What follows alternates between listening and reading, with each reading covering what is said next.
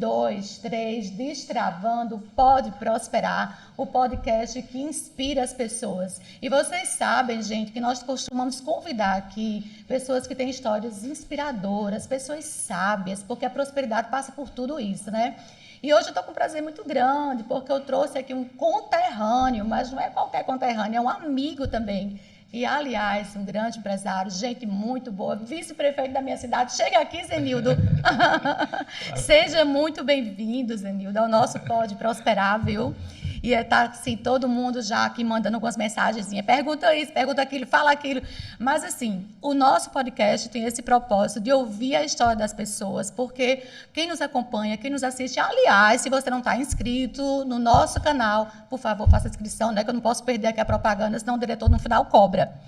Aí, Zenildo, então a ideia é essa, as pessoas buscam os nossos podcasts para que exatamente escutem o que as pessoas vivenciaram, porque às vezes a gente pensa que só nós passamos problemas, né, Zenildo? A gente vê o outro lá, aí diz, por que sempre a grama do outro é mais verde do que a minha? E a vida não é assim para ninguém, né? Todo mundo tem seus desafios. Então, meu amigo, seja muito bem-vindo, muito feliz de você estar aqui conosco, sei do seu tempo, mas você sempre foi muito gentil conosco, eu agradeço, viu? Boa noite, Denise, boa noite a todos os ouvintes, ou os assinantes, os internautas que estão aqui no seu canal do YouTube, fazendo parte desse momento de inspiração com as relações que todo mundo tem no seu dia a dia. Acho que eu costumo dizer que as histórias de vida costumam ser, para mim, sempre foi inspiradora, e costuma aprender com as vivências, os aprendizados que a gente tem. E quando a gente tem a oportunidade de aprender com alguém que teve as mesmas relações com os problemas que nós temos no nosso sertão, no nosso Nordeste, na Paraíba, eu acho que é importante a gente ouvir.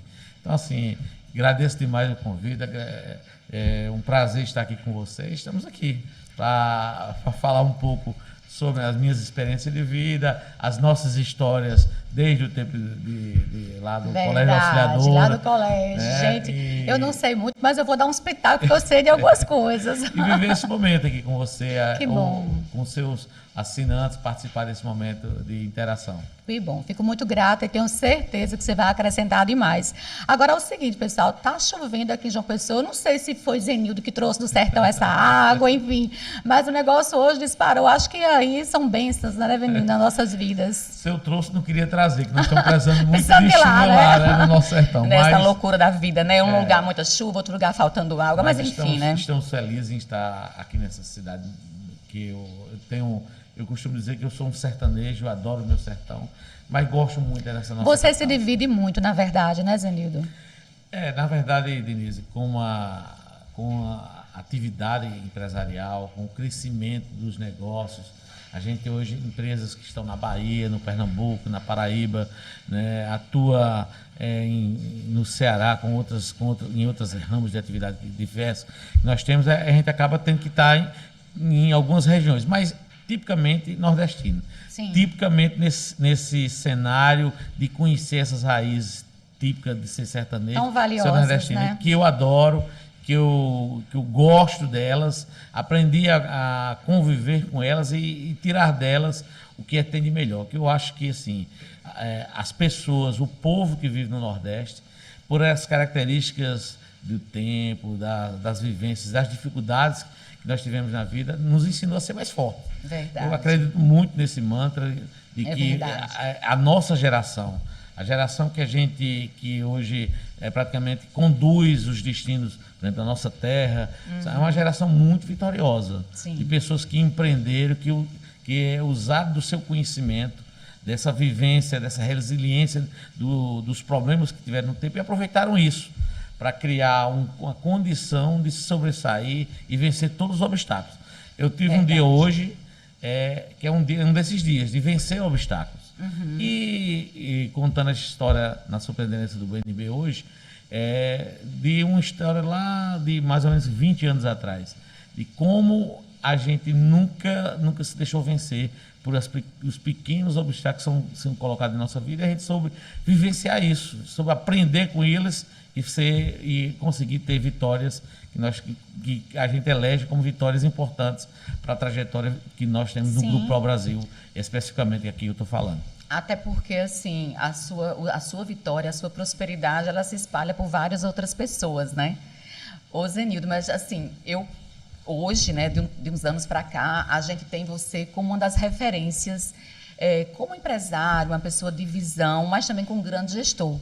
Né, porque eu gosto muito dessa área de empreendedorismo, converso com várias pessoas, pesquiso sobre a área, acho assim fantástico, acho que é uma grande solução para nosso Brasil como um todo, né, e para nosso sertão, nossa Paraíba não é diferente isso. E você hoje é uma dessas grandes referências, né? Zenildo, onde isso começou? Porque eu lembro de você, menino, correndo, brincando na rua. Quando isso começou lá atrás, Zenildo, despertou isso muito cedo em você? Como é que começou essa sua história de querer empreender em algo? Eu fico feliz em ter em você, que era uma companheira de classe, do tempo do colégio, ainda ali no ensino médio, e tem você, que sempre foi essa referência, uma companheira de estudante na época, extremamente exemplar, né, da sua família, seu pai, que para mim foi um dos melhores professores, um dos grandes aprendizados, o professor Toninho, ensinando a cadeira de introdução na universidade. Então, assim, fico feliz de ouvir isso de você. E quero dizer o seguinte, que talvez isso seja, Denise, pela conquista que nós tivemos. Você sabe, você conhece a minha história, o meu passado, como tudo isso aconteceu, e você se surpreende hoje, não só você, como outros, às vezes, que a gente encontra depois de alguns tempos na vida que a gente não se vê, se surpreende. Por quê? Porque o nosso país, né, antes de contar um pouco dessa história, eu quero fazer esse preâmbulo. O nosso país, ele não tem um ambiente de negócio que propicie as pessoas se desenvolverem. É verdade. Ele não tem um ambiente de negócio que faz com que as pessoas que têm ideia, que são criativas, possam prosperar.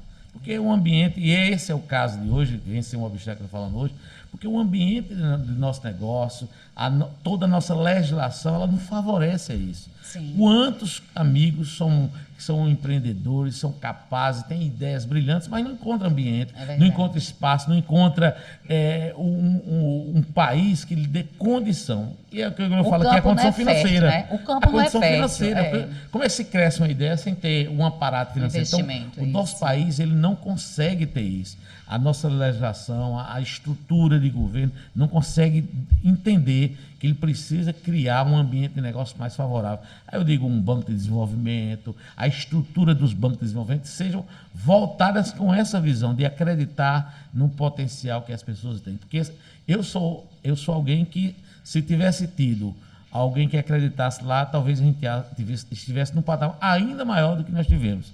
Então, falando isso, para dizer a você que está em casa, que não desista no primeiro momento. Não deixe que os primeiros obstáculos, e é tanto que a gente entende que 90% das empresas são criadas, morrem no primeiro ano. Por que morrem? Porque justamente esse ambiente não é favorável. Você vai num banco, você vai procurar algo para dar apoio, um suporte ao seu negócio, você não encontra. São criadas diversas dificuldades.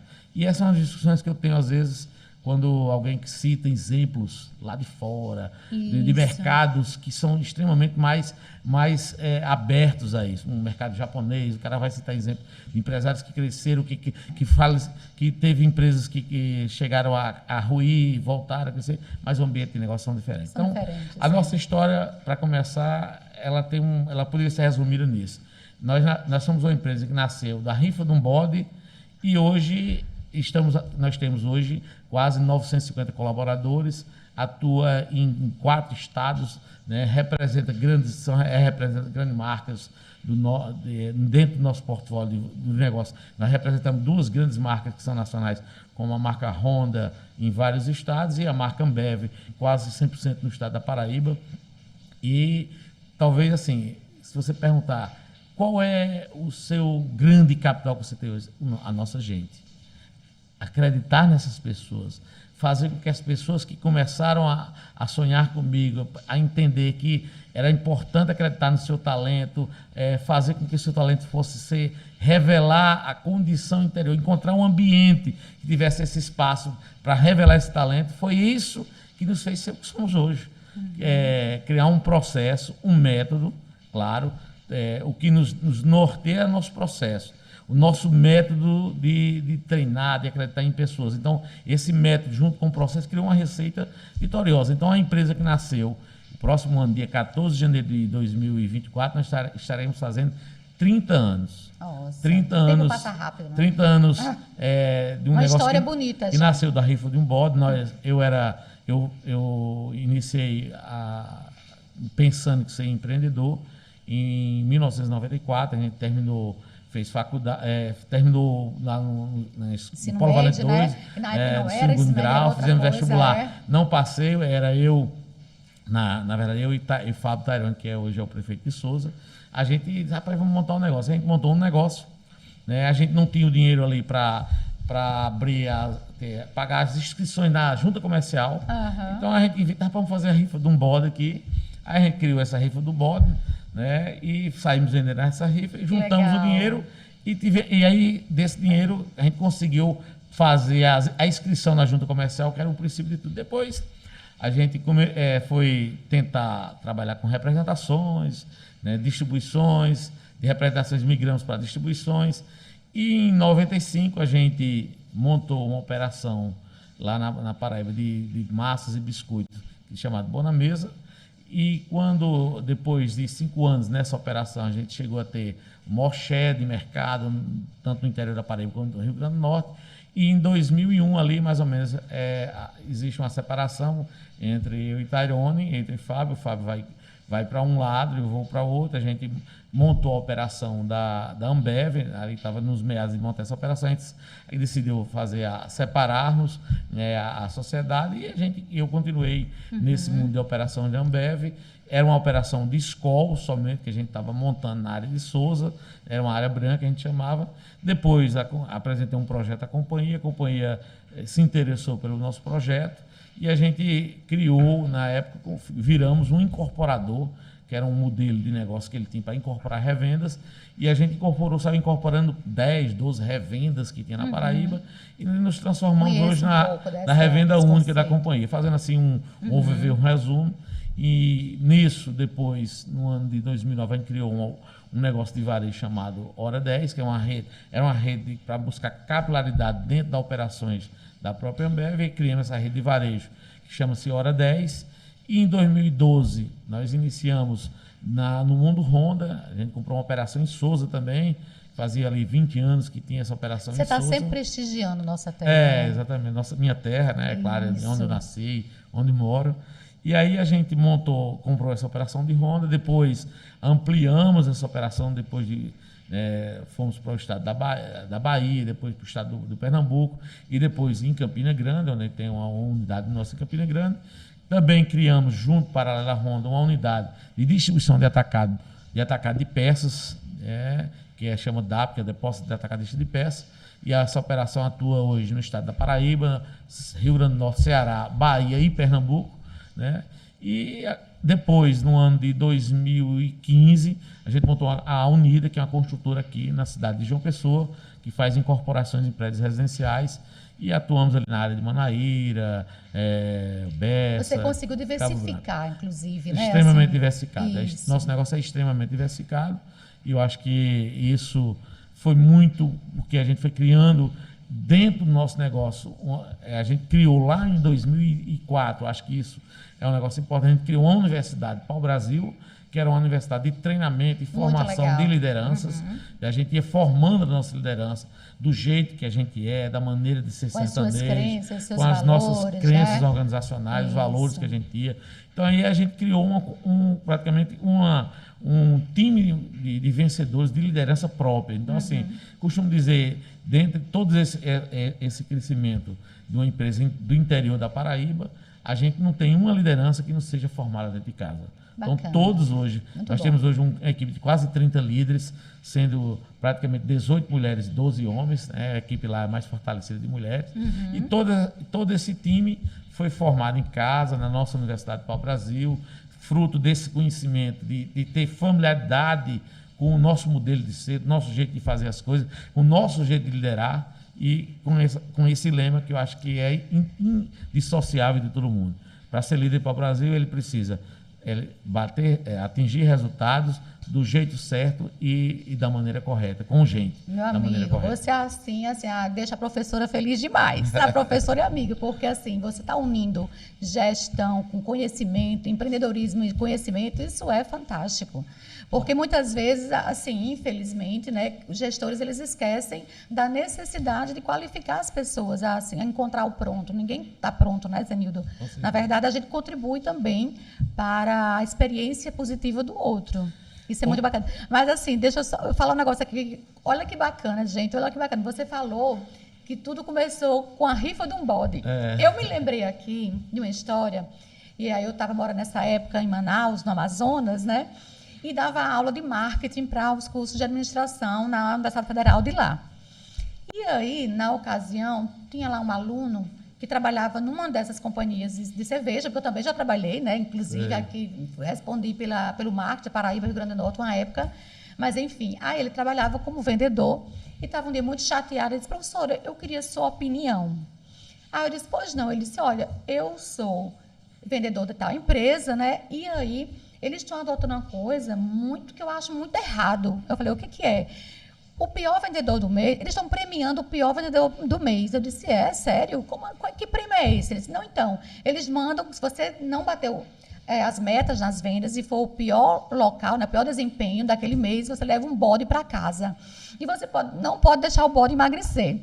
Aí eu falei, não, você está falando sério? Ele disse, tô. A senhora não acha absurdo? Eu digo, rapaz, aí é que tá. Conceitos de marketing são universais, mas a aplicação é outra. Porque eu tenho a desconfiança, Zenildo, que ele ganhou o bode para cuidar, sabe? Porque ele estava meio arrasado.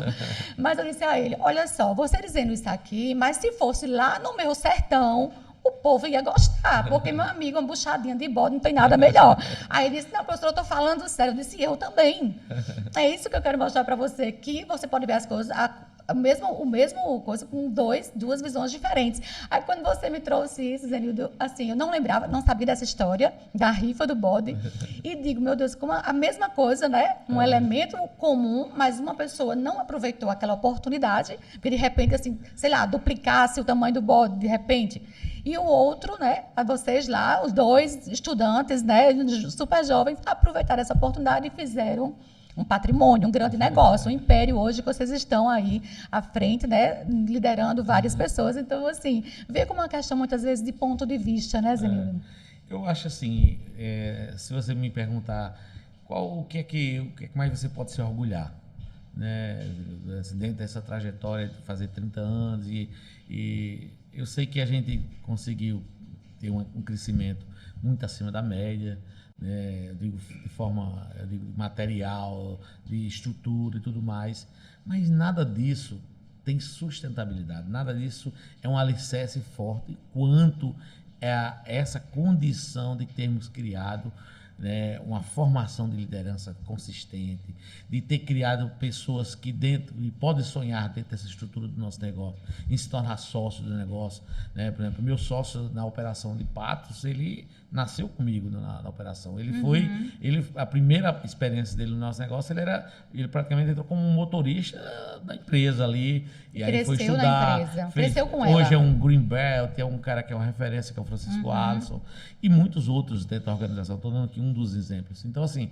ter criado uma estrutura com essa finalidade de acreditar nas pessoas, de acreditar em jovens, né? E ter, assim, principalmente, toda a nossa seleção, a gente não tem restrição, a gente não pede ali na avaliação se o cara tem uma experiência, porque isso para mim não conta se ele tem experiência. Eu quero saber se ele tem entusiasmo, Bacana. se ele tem vontade de vencer, se ele tem vontade de aprender. Porque eu digo assim, se ele tiver entusiasmo, se ele tiver vontade de aprender, se ele tiver condição de se dedicar a aprender mais, ele sairá um grande gestor do nosso negócio. Sim. Porque assim, a gente não é uma indústria, a gente não produz.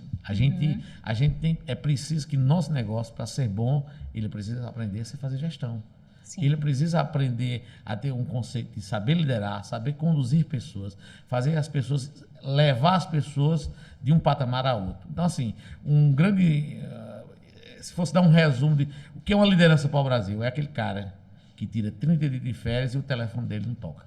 Se ele tiver condição de tirar 30 dias de férias, sem o telefone dele tocar, para poder ele ter que resolver problema na empresa, é porque Alguma coisa tá errado, né? ele não conseguiu ainda Isso. aprender a ser líder para o Brasil, para ser um exemplo de não reter conhecimento, ter pessoas ao lado dele que seja melhor do que ele, formando gente melhor do que ele. Então a gente dissimula esse conceito como algo que está genuinamente no nosso sangue. E isso não é discurso. Isso é verdadeiro, isso é que nos construiu. Isso é que me faz, às vezes, ter essa capacidade de sair para outros lugares, porque assim, se eu sair da hora 10, eu sei que o processo ali está andando. Funciona. Eu sei que aquilo que todo o plano que a gente fez para o ano, as pessoas estão perseguindo, estão buscando. E isso nos fez, e mesmo em circunstâncias difíceis de mercado, a gente saiu um pouco melhor no nosso negócio do que concorrentes, companheiros que atuam no mesmo segmento. Porque a gente acredita no nosso povo e acredita na nossa gente. Zenildo, fantástico, né? Cada vez que eu converso com você, eu admiro mais. Porque eu acredito, até para minha formação, você foi aluno do meu pai, né? Então você sabe muito bem que ser humano ele aí ao lado também da minha mãe, que não é diferente. E eu acredito muito nessa questão, o maior valor de qualquer empresa, o maior ativo é indiscutivelmente o ser humano, né? A gente faz a diferença. E eu acompanho também um pouco sua vida como empresário, porque para mim também é referência. Eu gosto de trazer os seus casos, né, na sala de aula. Isso para mim é muito importante, porque isso que você falou é gente nossa, gente real, né? O nosso Pode Prosperar, ele faz isso. Ele não traz coisas lá bem fantasiosas de fora, com outra cultura, com outra realidade. Traz a gente aqui. E sempre você gostou muito de investir em conhecimento, tanto para você como também para seus colaboradores, de modo geral. Quando você vai trazendo essas nomenclaturas todas, eu vejo quão você está atualizado, e aí eu me permito um pouco avaliar, até em função da minha formação, que eu sou obrigada, né, a estar atualizada nessas metodologias. Você cita a questão dos 6 sigmas e tantas outras metodologias que você traz. Você sempre foi assim, Zenildo? Assim, alguém te inspirou a ser dessa forma? Ou você entendeu, assim, com o tempo, que ou você fazia isso ou não tinha como você diferenciar no mercado? Porque, no final das contas, tudo acaba sendo muito igual do ponto de vista funcional, né? Denise, eu tenho um The One. Assim, o que foi onde isso tudo aconteceu? Por exemplo, eu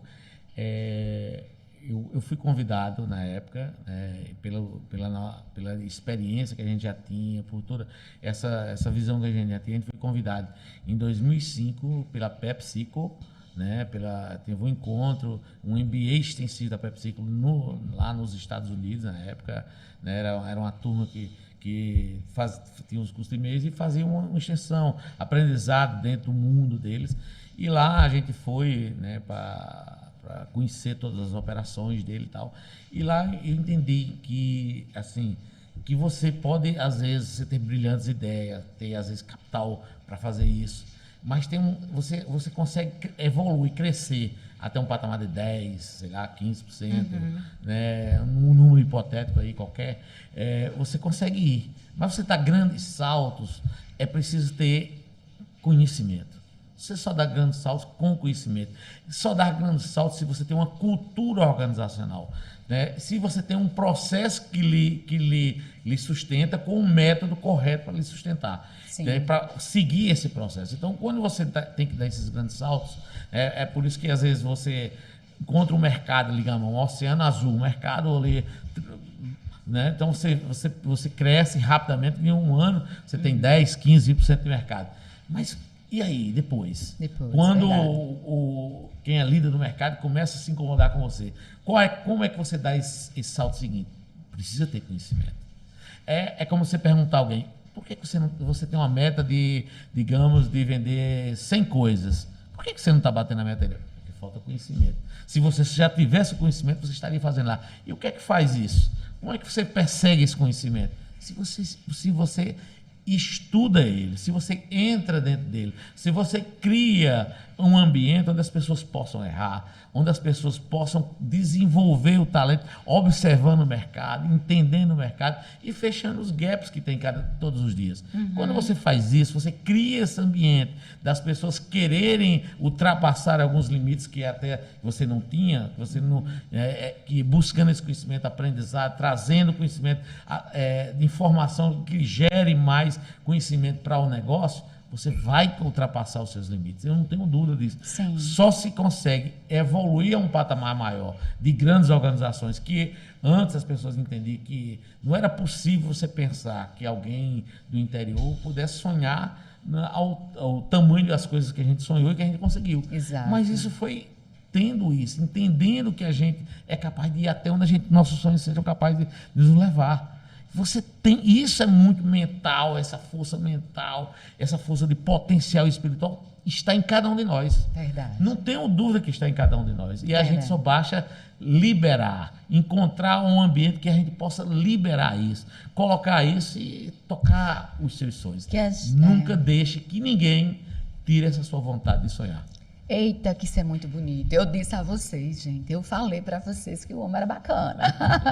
Não, e você falando de sonho, assim, realmente eu fico muito emocionada. Eu lembro que quando, eu sempre repito, vez por outra, quando a gente convida aqui alguém que também é gestor, é empresário, enfim, empresária, que eu também já trouxe uma amiga empresária, e a gente sempre fala, eu sempre lembro assim desse momento, quando eu terminei a administração, lá atrás, ontem, né, Zenilda? A gente não precisa ficar...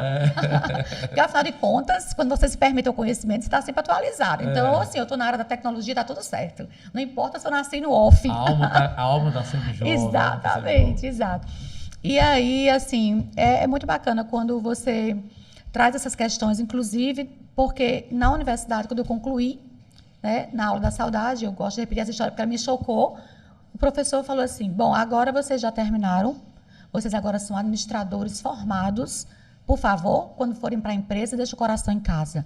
E eu me choquei muito, porque eu fui criada com muito coração, com muita emoção envolvida. Então, quando eu vejo você trazer essa palavra sonho, a questão da intuição, que muitas vezes as empresas se fechavam para esses modelos, para esses conceitos, e hoje todo mundo está abraçando, porque sabe que nós somos movidos pelos sonhos. Assim como você, como empresário, toda a sua equipe também tem sonhos quando vai lá para a sua empresa. E compreender isso, de fato, faz de você um gestor diferenciado. Não é à toa que você vive aí, bombando nas pesquisas, não, Zenilda. Eu estou sabendo, Zenilda.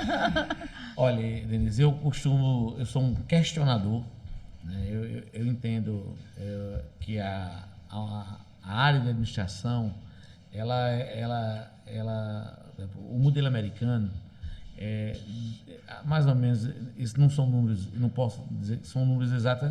Na última vez que eu pesquisei, mais ou menos aí, uns 5 anos atrás, os cursos na área de administração nos Estados Unidos, 16% saíam dos cursos de administração.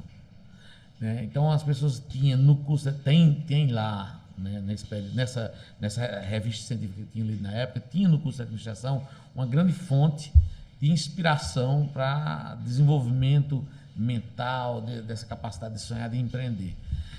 O Brasil, às vezes, os cursos, não todos, é claro, né, tem uma formação pedagógica muito mais treinando as pessoas a não serem empreendedores, serem funcionários, colaboradores, na visão de trabalhar em empresas, não de desenvolver o seu talento. Então, no nosso negócio, mesmo trabalhando em empresa, as pessoas lá, elas são formadas a serem donas do seu negócio.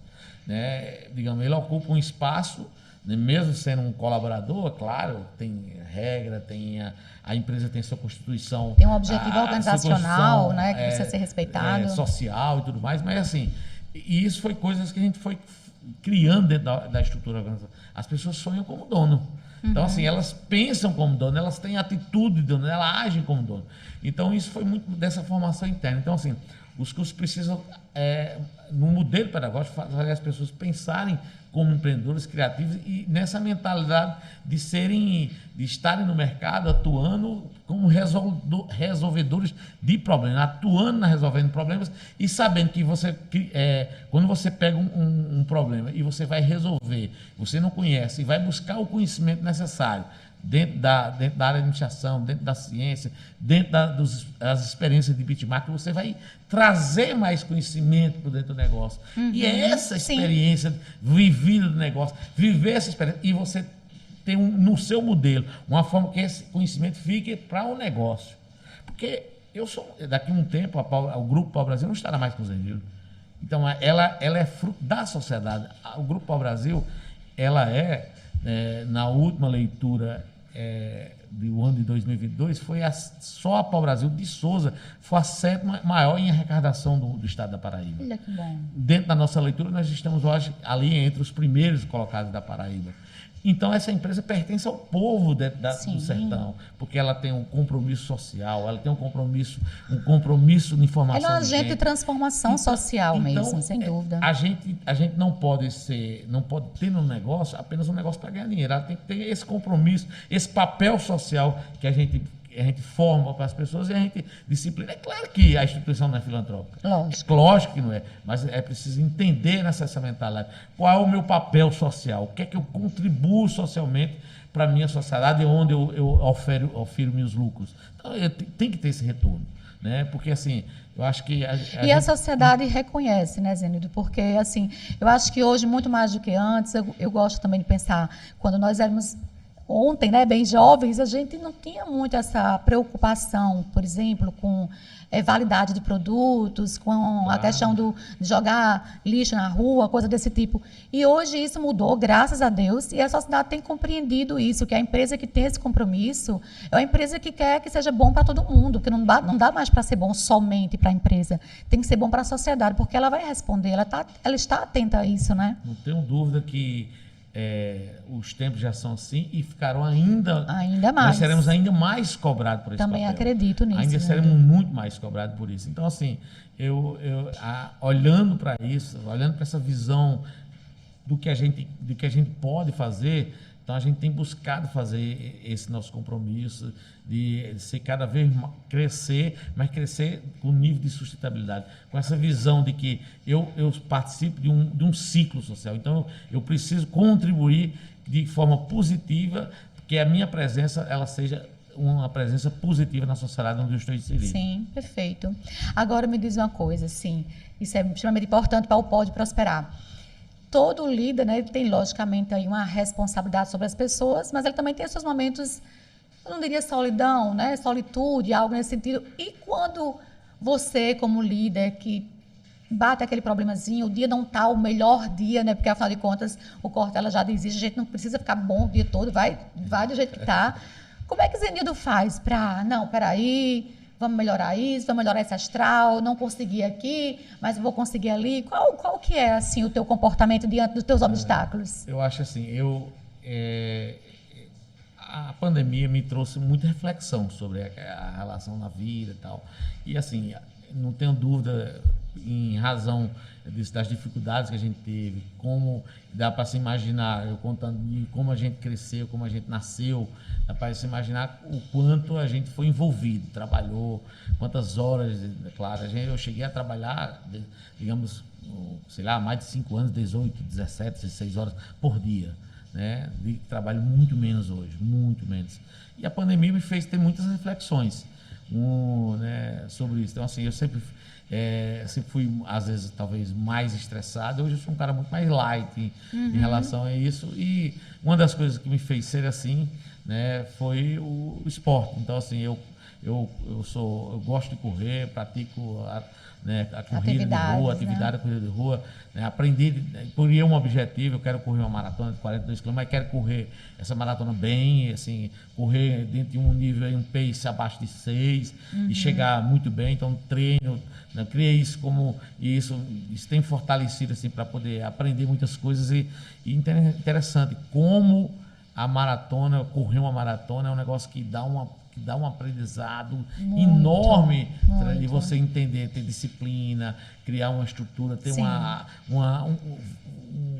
um planejamento de você fazer uma corrida, digamos. Então, assim, o esporte me fez ajudar muito a pensar. Então, toda vez que eu estou treinando, correndo, me ajuda a pensar, a fazer reflexões. Então, eu tive muitas boas ideias nessa reflexão. Além disso, é claro, durante toda a minha vida, talvez um grande alimento para a minha alma foi ler e ouvir música, sabe? Eu acho que a música está muito inserida, às vezes, em minhas histórias, em minha vida, né? Então, a música já me salvou de muitos momentos muito difíceis, muito duro. Então, a música era sempre ali o companheiro de todas as horas. E ler. E a fé. Acho que não pode faltar fé. Eu acho que eu deveria que o mundo seria muito amargo para mim se eu não fosse um cara de muita fé. Verdade. Eu não acreditasse no meu Deus, na minha forma de acreditar, do jeito que eu penso que o Deus existe. Cada um com sua particularidade, mas isso é muito importante assim, mesmo. Então, assim, eu acho que a fé é muito importante. Para mim foi muito importante. Para mim foi algo, talvez, que mais me fortaleceu em todos os momentos, foi justamente a minha fé. E, claro, junto à minha fé, a família, os filhos, ali vem, né, hoje a esposa, toda a estrutura familiar que a gente convive. E, assim, criei, tenho muitos, além da minha família de sangue, os irmãos das estradas. Que a gente vai adquirindo irmãos também, né? né? É, claro. E quanto eles são queridos, de forma verdadeira, claro, eu me importo com a vida das pessoas, delas, assim, que eles estejam bem, né? Todo mundo tem altos e baixos aí. Quantos altos e baixos a gente teve? E, infelizmente, de onde eu vim, às vezes, todos os momentos mais difíceis, a gente não podia estar sofrendo, né? Infelizmente, a gente tem que dizer, rapaz, eu olhava para frente e dizia, rapaz, quem é que vai me acudir aqui? Tem que ser eu comigo mesmo e levanta o sarrafo, né, sacode a poeira, como dizia Gonzaguinha, dá a volta por cima e vamos embora. Então, verdade. A nossa vida é assim, quando a gente, às vezes, não tem, às vezes, o pai ou uma estrutura que nos garanta a dizer, rapaz, vou ficar ali sabático, passar um ano sabático, né? Essa história, às vezes, que muito o europeu, o velho mundo tinha, vou passar um ano sabático. A gente no sertão não tem essa oportunidade. Não tem essa oportunidade. É nós com nós mesmos, assim. Então a gente aprende a entender que faz parte do nosso crescimento, essas dificuldades, os problemas, os não que a gente recebeu. Quantos não a gente recebeu? Sim. Quantos não? Eu costumo contar que é uma história muito interessante. Eu fui, no convite da companhia, eu fui um jantar na época com aquele Crisaldo, o Weidman, que era o cara que venceu o Anderson Silva naquele tempo, né? E a gente teve a oportunidade de estar lá, numa mesa com o Crisaldo, o Weidman e Dan White, que era o dono do UFC naquele tempo. Nossa, meu filho enlouqueceu nessa mesa. E ele foi contar a história. Bacana. Crisaldo, o Weidman, quando foi fazer aquela luta com o Anderson Silva, quando se viu que era o Aranha, era o grande vencedor, né? Ele tinha sido há algum tempo refugiado do furacão Katrina, tal, mais ou menos. E ele tinha ido para aquela luta praticamente para ser um sparring, né? Todo mundo já sabia, era a luta de Anderson Silva com o outro, e acabou, o cara estava no doping, levaram o Crisaldo porque a luta estava mal marcada e tal. E acabou num lance infeliz lá de Anderson Silva, perdeu aquela luta, né? Então, quer dizer, e depois o Crisaldo virou o grande campeão do UFC. Então, e Anderson Silva, depois daquela luta, não conseguiu mais voltar a ganhar o cinturão. Então, assim, a vida é muito rápida. Tem momento que você está aqui em cima e rapidamente você está aqui embaixo. Muito. Então, no momento que você está embaixo, você tem que ter sempre humildade de reconhecer que você precisa encontrar o caminho de fazer essa bola girar ao seu entorno. Mas no momento que você está aqui em cima, amigo velho, continue com o mesmo sentimento de humildade, entendendo de onde você é e que origem lhe trouxe, quem são as pessoas que esteve sempre com você, para que você consiga estar sempre de bem, sempre estar bem consigo mesmo, entendendo e sendo feliz em ter realizado coisas e ter feito pessoas crescerem junto com você nessa longa caminhada. Olha, meu amigo, você é um monte de coisa, mas você devia ser também palestrante, professor, o povo está precisando dessas coisas, viu? Mas assim, Zenildo, eu não posso, eu achei que já está com o quê? Aí caminhando por 40 minutos, a gente nem percebe, né? Conversar com pessoas assim como você é muito bom. Além da amizade, da nossa terra natal, né, que nos une, você realmente, com a sua sabedoria, com o seu conhecimento, encanta a todos. E tem muito mais recado aqui para passar.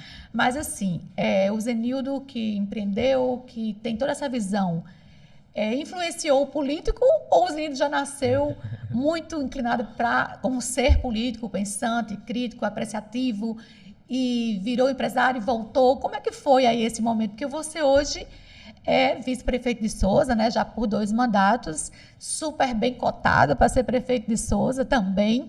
E o que eu acho que Sousa vai ganhar muito, porque você realmente tem uma experiência vastíssima, e não só pela sua experiência, mas muito mais. Você sabe que eu sou muito fã desses valores, né, que você carrega das pessoas, né, de ter o ser humano realmente como centro nefrálgico de todas as coisas. Quem foi que puxou quem nessa história? Eu acho assim, na época que nós éramos do Colégio Auxiliadora, lá na nossa querida cidade de Souza, né, na querida terra dos dinossauros, nessa linda cidade do sertão, a gente já começou a militar no movimento estudantil, foi muito influenciado, talvez assim, pela formação, né, e eu sou muito feliz em ter militado num grupo estudantil, de movimento estudantil, Ensina ter muito, né, participado de Zenildo? um movimento que me formou muito para a minha vida, que era o GEB, que era um grupo de estudos básicos, que era conduzido por seu pai, por César Nóbrega, Júlio César Campos, aquela turma na universidade, e tinha um leque de amigos, Fábio era do grupo, Max Neide, Iranaldo, Geraldo Bernardo, aquela turma que faz muito movimento ativo político, mais à esquerda, na visão mais à esquerda da sociedade, e sou muito feliz. Eu acho que o meu crescimento empresarial tem muito dessa formação com essa visão mais à esquerda da vida.